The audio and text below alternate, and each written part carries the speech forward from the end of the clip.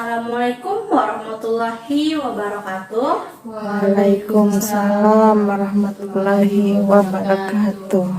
Selamat siang saudari sekalian. Perkenalkan, nama saya Septiana Nurmala. Saya mahasiswi dari Universitas Lambung Mangkurat, Prodi Teknologi Industri Pertanian. Di sini saya akan melakukan penyuluhan kepada saudari sekalian tentang teknologi budidaya jagung dengan sistem tanam tanpa olah tanah pada lahan sawah tada hujan. Sebelum saya menjelaskan, saya ingin bertanya dulu kepada saudari sekalian, apakah saudari sekalian pernah mendengar atau mengetahui tentang teknologi tersebut? Belum. Baik, akan saya jelaskan. Keterbatasan produksi jagung pada pasar dunia saat ini semakin terbatas karena tingginya permintaan dari negara importir. Oleh karena itu, produksi jagung di dalam negeri perlu ditingkatkan. Berdasarkan data BPJS tahun 2013, produksi jagung mengalami penurunan. Untuk itu, upaya peningkatan produksi jagung harus ditingkatkan. Salah satu upaya peningkatan produksi jagung adalah melakukan kegiatan budidaya yang efektif dan efisien.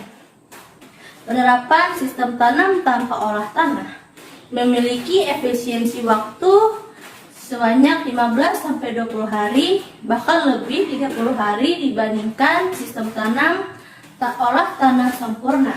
Dengan demikian, sistem tanam tanpa olah tanah sangat efektif diterapkan pada daerah bercurah hujan pendek, mempercepat produksi tanaman jagung setelah panen padi pada lahan sawah tada hujan, dan dapat memanfaatkan sisa air tanah sehingga dapat menghemat biaya pengairan.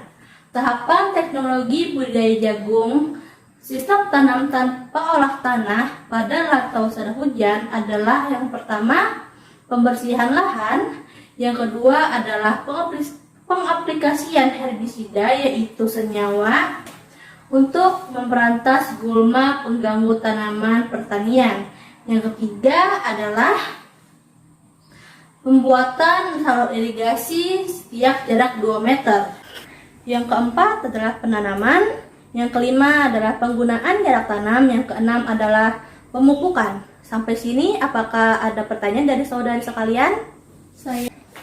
Silakan saudari Mutia untuk pertanyaan. Untuk pemupukan biasanya pakai jenis apa? Terima kasih untuk pertanyaannya. Agar tanaman kami tumbuh subur, kami menggunakan 3 jenis pupuk. Yang pertama adalah pupuk urea sebagai pupuk nitrogen. Yang kedua, kami menggunakan pupuk SP-36 untuk sebagai pupuk fosfor. Lalu kemudian yang ketiga, KCl sebagai pupuk kalium. Sampai sini apakah ada lagi pertanyaan? Ya, tanya Bu, apa tujuan teknologi budidaya ini untuk petani? Terima kasih untuk pertanyaannya. Tujuan teknologi budidaya jagung untuk petani adalah mengurangi biaya produksi, mempercepat waktu tanam jagung pada lahan sawah tada hujan, dan meningkatkan pendapatan petani jagung. Sekian, apakah sudah jelas? Jelas, Bu. Baik, apakah ada pertanyaan lagi? Ada, saya Bu mau bertanya. Baik, silakan. Dampaknya apa kalau tanaman jagung kekurangan ketiga jenis popok tersebut? Baik, terima kasih atas pertanyaannya. Gejala tanaman jagung jika kekurangan nitrogen adalah daun berwarna kuning pada ujung daun dan melebar menuju tulang daun. Warna kuning bentuk huruf V. Lalu kekurangan fosfor, yaitu pinggir daun berwarna ungu kemerahan mulai dari ujung ke pangkal daun. Gejala nampak pada daun bagian bawah. Lalu selanjutnya kekurangan kalium, yaitu daun berwarna kuning bagian pinggir biasanya berwarna coklat seperti terbakar. Tulang daun tetap hijau. Gejala warna kuning membentuk huruf V terbalik. Gejala nampak pada daun bagian bawah.